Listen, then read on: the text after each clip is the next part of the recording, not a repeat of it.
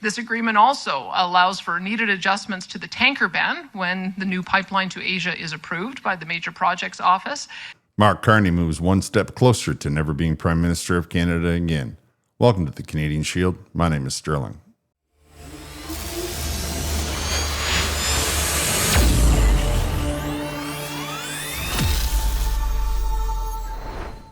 Mark Carney is making a big show about signing this memorandum of understanding. He talked about it in the House of Commons a couple days ago. Then he passed steel tariffs like Donald Trump did, and now he's going to have to pass more tariffs, and he's going to have to take Canada into the exact economic position that he campaigned against, with nationalism and isolation being at the forefront. On top of that, he signed this memorandum of understanding and then turned around and tried to claim that it was actually beneficial for the individuals who support the green agenda. And now I know that people out there are very skeptical, and I believe that many people think that perhaps Danielle Smith got played.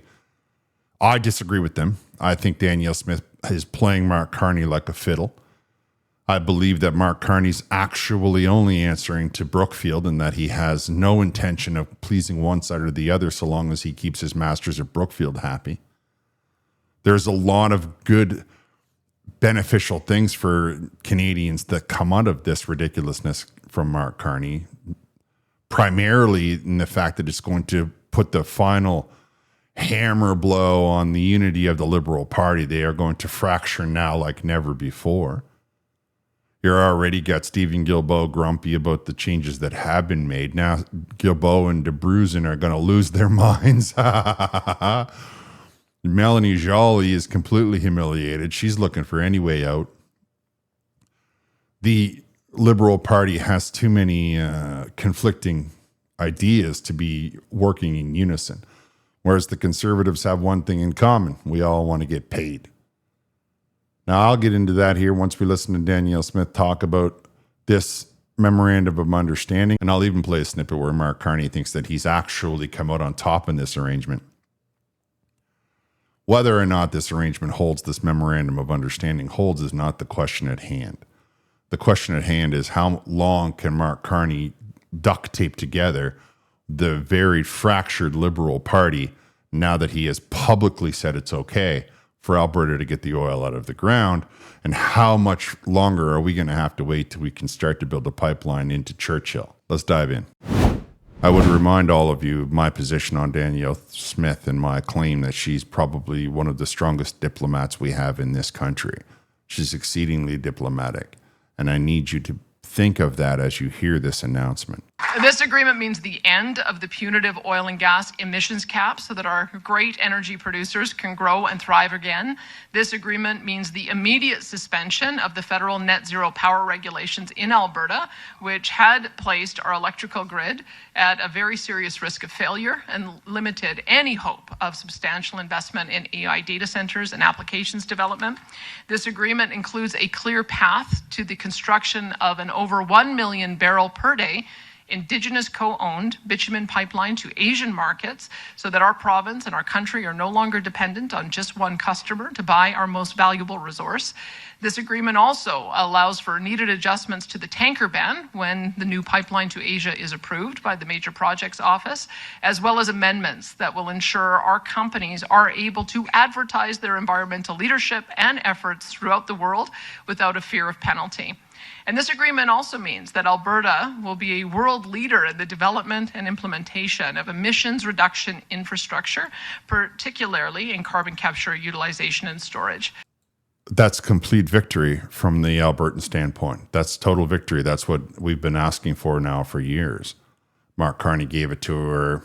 Of course, a couple of those things are probably going to benefit Brookfield fairly well. The carbon capture. I know many of you don't agree with carbon capture, and I take the position, what difference does it make? If we capture the carbon and it makes no difference to the environment, which it probably will not, we've given some people some decent jobs, we've invested in some infrastructure, and no matter what happens, the carbon we are capturing, which is important for the next segment of this episode.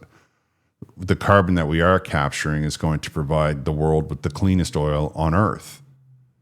So we can now, people that are, say, island nations or that are very obsessed with being green because they have so little of their environment and they need all of it to maintain its green, though they can safely and securely buy our product from us. And in fact, now we'll be more inclined to buy the technology that we utilize to also power the very same oil that we are going to be sending them, which of course will only strengthen the industries in Canada.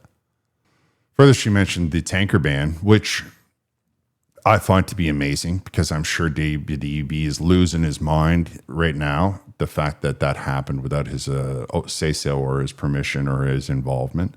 The last time I looked at the pipeline out to the British Columbia coast, 36 out of 40 of the First Nations band had signed on. So there's only 4 bands that are holding out. And I'm sure that was many years ago. I'm sure the economy has gotten to the point where they've reconsidered.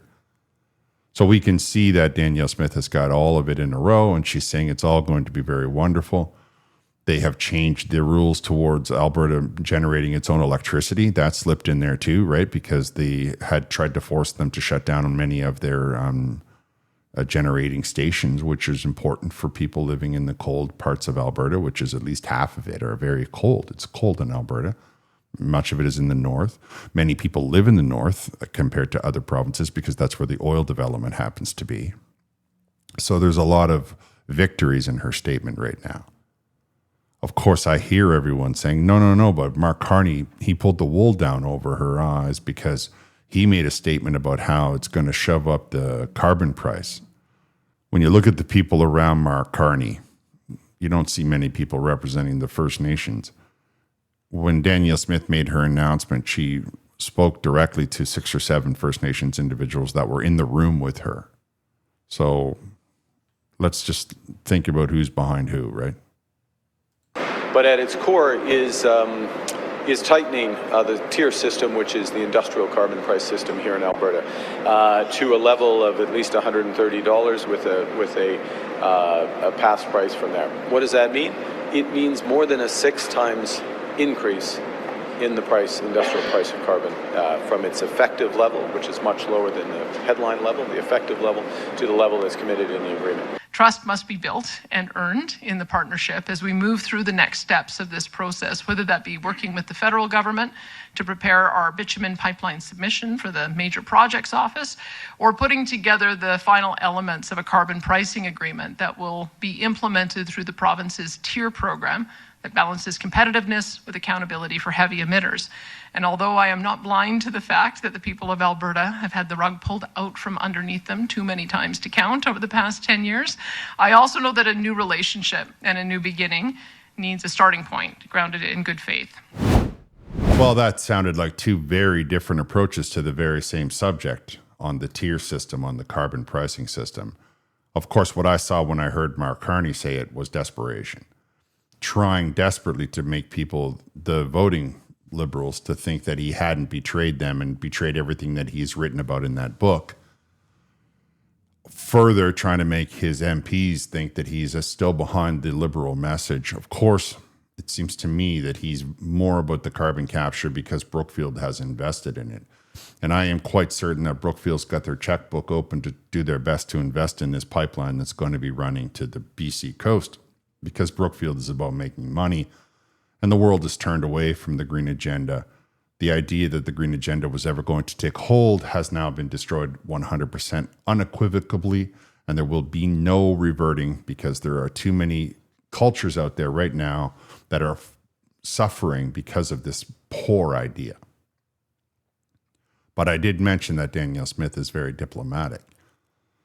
So she simply said what she's supposed to say. Oh, it's going to be it's a rough step, but we're going to see what we can do and it's going to be okay. And I know they've burned us in the past, but we got to start somewhere. So let's try to give them the benefit of the doubt, which of course is the diplomatic approach. And that's the very polished statement that she offered to the world, or to Canada at least. Of course, what is being overlooked by Mark Carney's government is that last year, and I did a story on it, Danielle Smith made changes to the tier system. The tier system is now more closely entwined with the Pathways project so that an individual can now invest in carbon capture to offset any payments that may have to be put towards the federal carbon pricing system. In addition to that, he said it's 6 times, like trying to make you think that right now people in Alberta are paying $20 a ton. It's actually closer to $90 a ton. $20 a ton is what they pay in Quebec. What they pay in Alberta is $90. And he's like, yeah, he's trying to use the word effective level. The paper level says $90. And you can offset that if you put technology. You can take the money rather than pay it towards a ton, and you can put it into the carbon capture technology, which under the tier system in Alberta means that you will eventually phase out that payment, because your carbon capture will be sufficient that you won't be producing any tonnage of CO2, therefore not paying any fine to the federal government. And that and that is exactly why I told all of you to not be, don't be misled by what you're hearing from the media, and don't be misled by what you're hearing from anybody who's not looking deep enough. Danielle Smith already said flat out that there's still negotiations to go towards the tier plan, the carbon capture part of this memorandum of understanding, which in Alberta is called the TEIR. It's called TIER. I forget what the acronym is, but nonetheless, it stands for carbon capture. Because she had already made these adjustments, she could agree to any of it. It doesn't matter, because any company in Alberta that is making too much carbon and has to pay this fine, this $90 currently under their current system fine, can simply invest in carbon capture, which will, of course, get the tier system up and running. And then eventually they're capturing enough carbon that they will not be fined at all. They will come in underneath whatever levels happen to be set. They will get the pipeline out in Ottawa, and the Liberal Party will get nothing from these very same corporations. Danielle Smith is a very smart cookie, and she knew all of that when she made this signature. And I think that what you heard her say was the diplomatic response, because right now all of the pressure is on Mark Carney. She got what she was looking for.